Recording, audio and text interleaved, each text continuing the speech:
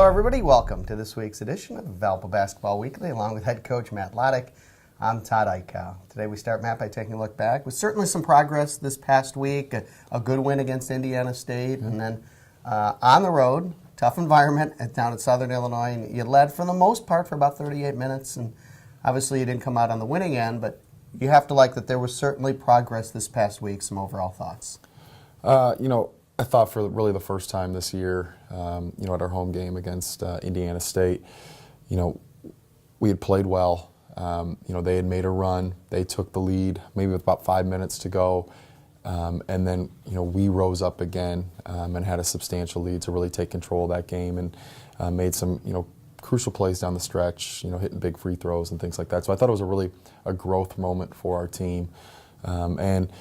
Going into Southern Illinois, which, you were there. It was a fantastic environment, and it was really fun to be a part of, and was proud of our effort. I thought, yes, we made progress, and, really, I think we're at the line, and I'm not sure exactly when Derek was at the line, but at the line, tie game with about a minute to go maybe, and missed some big free throws. So, really had an opportunity to win that game, and like I said, we played hard enough, we played well enough to win. We just got to execute better down the stretch. I was going to bring up the free throws because it's not like you don't work on it. And right. It's not like we haven't seen this throughout the course of the year. At the beginning of the year, you guys shot free throws much better than you have shot over the past month and a half. And right. and in the Valley, we know games are going to come down to the wire. How do you try to duplicate that in practice? It's almost impossible, but how do you try to do it? It's not like you guys are not working on free throws. You try to have pressure free throw situations in practice, whether it's, we'll have all our team, the entire team on the line, make or miss. You make it, you don't run, you miss, you do run. You work on situations in practice, whether it be up 4 with a minute to go and you got to step to the line, hit free throws. You're right, there is no way really to duplicate, a tough pressure free throw on the road in a raucous environment. But we try our best. And, one thing I say is our guys are never stepping up there trying to miss. They're trying to make it. I just think that, we've got to go through it and we've got to have some confidence. We've got to have some success doing it. And once all that happens, hopefully, and they feel success or they feel a victory on the road, that stuff can start steamrolling. We talked a week ago, about what has gone in the negative direction. Maybe we can talk about what's going in the positive direction a little bit now, because you need guys to make shots. Mm-hmm. And like you said, hey, when we lost Joe Burton, we lost a shot maker, but we Mm-hmm. lost also a guy who helps space the floor, and now other guys have to step up and make shots. I think it's good this past week. Marcus Golder has shown he's ready to start making some shots. Yeah. He made big shots in both games, yeah. and overall, I thought the game he played at Southern Illinois was his best maybe overall game in a Valpo uniform. Yeah, Marcus is, and it started in practice. He's been playing well. I think he's comfortable. I think he's confident again.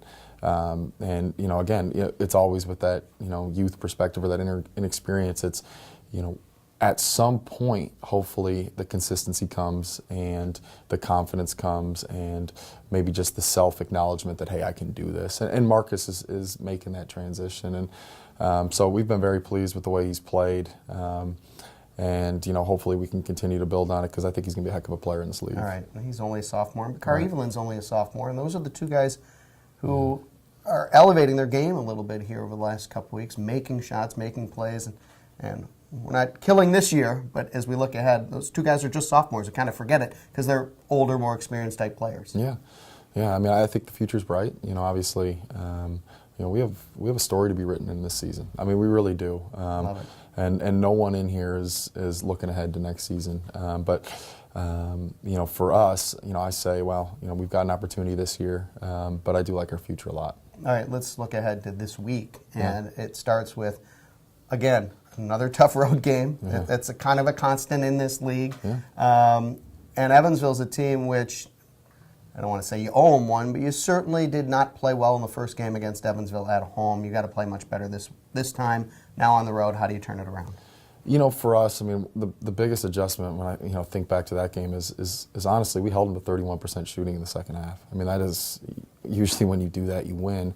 However, we fouled and they stepped up to the foul line. I think they hit 29 of 32 free throws. So for us, we've got to execute similarly without fouling. We've got to keep them off the line, and we've got to make their shot makers make tough shots and make them with a defender in their face. We don't want them going to the foul line and shooting they're 90% from the foul line. We had mentioned last time before the Evansville game, you got to kind of find a way to slow down Ryan Taylor a little bit. But boy, Drew Smith really makes that team go. He's as much a key as Ryan Taylor is.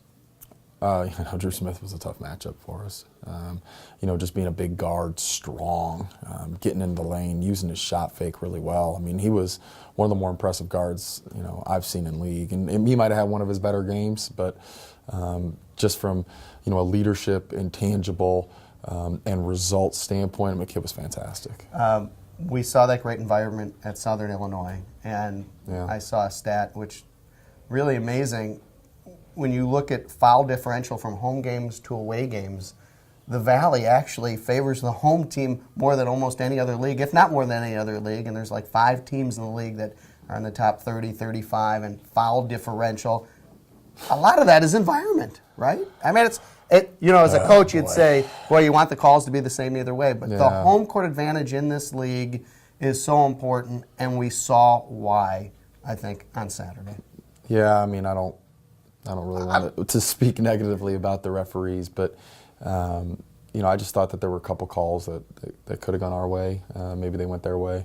And refs are human. I mean, that's the reality of it. And in a raucous environment like that, with a student section and a fan base that's just energetic and alive and on top of them, and I think it's only human nature to probably make some calls that favor the home team. And I'm agreeing with you 100%. It's not like the officials are out there. They're human. Right. And in that tough environment with the crowd on one side, and there's going to be bang-bang calls that are a little easier to make somehow from a human standpoint towards the team that's got the crowd on their side. The home court advantage is big in this league, and you got a home game coming up this weekend. You need to get the crowd there, and the weekend crowds have been good. Let's do it, yeah. And let's do it this weekend as well. Yeah, I'd like that. It would be good to get this place rocking. Thanks, Matt. Thank you.